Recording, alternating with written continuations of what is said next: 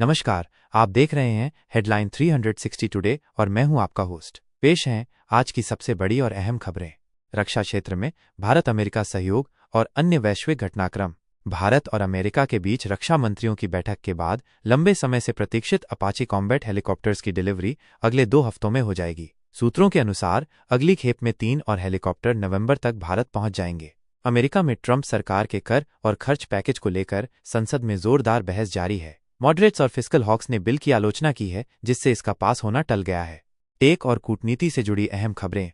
Take दिग्गज Microsoft ने एक बार फिर 9,000 कर्मचारियों की छंटनी की है। छंटनी का असर एक्सबॉक्स, सेल्स और अन्य वैश्विक टीमों पर पड़ा है।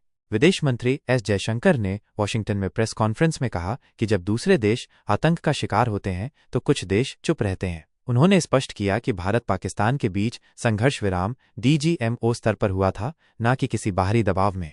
राष्ट्रीय मुद्दे और राजनीतिक हलचल।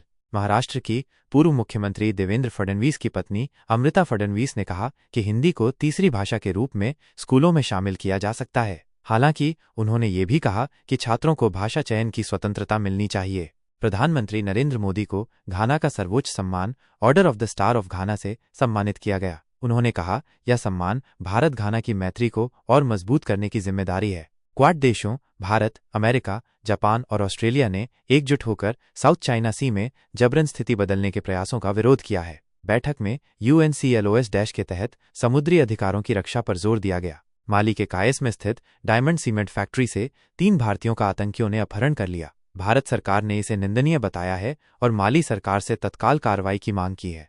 ईडी ने कोर्ट में कहा कि सोनिया गांधी और Rahul Gandhi associated journals limited पर कब्जा करना चाहते थे, जिसकी संपत्ति करीब 2,000 करोड़ रुपए की है। धार्मिक और व्यापारिक समाचार। 38 दिवसीय अमरनाथ यात्रा की शुरुआत हो गई है। पहले जत्थे ने बाबा बर्फानी के दर्शन किए और प्रातःकालीन आरती में हिस्सा लिया। हर हर महादेव के जयकारों से गूंज उठा शिवधाम। व्यापार और कॉरपोरेट जगत की खबरें। रिलायंस कम्युनिकेशंस के लोन अकाउंट को SBI ने धोखाधड़ी कैटेगरी में डाला है। कंपनी पहले से ही दिवालिया प्रक्रिया से गुजर रही है। महाराष्ट्र नवनिर्माण सेना के कार्यकर्ताओं ने ठाणे में एक फूड स्टॉल मालिक को सिर्फ इसलिए पीटा क्योंकि वो मराठी में जवाब नहीं दे रहा था। BOJ बोर्ड के सदस्य हाजिमे तकाता ने कहा कि महंगाई का लक्ष्य लगभग पूरा हो गया है और बैंक को ब्याज दर बढ़ाने के लिए तैयार रहना चाहिए। टेस्ला की बिक्री में गिरावट और लाइनअप के पुराने होने के बीच CEO एलन मस्क अब रोबोटैक्सी और AI रोबोट्स पर अधिक ध्यान केंद्रित कर रहे हैं। खेल जगत की ताज़ा खबर।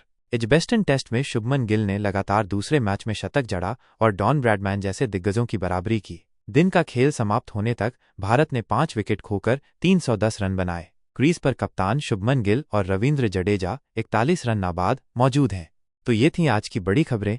ऐसे ही जुड़े रहिए हेडलाइन 360 टुडे के साथ। देश दुनिया की ताज़ा खबरों के लिए चैनल को सब्सक्राइब करें।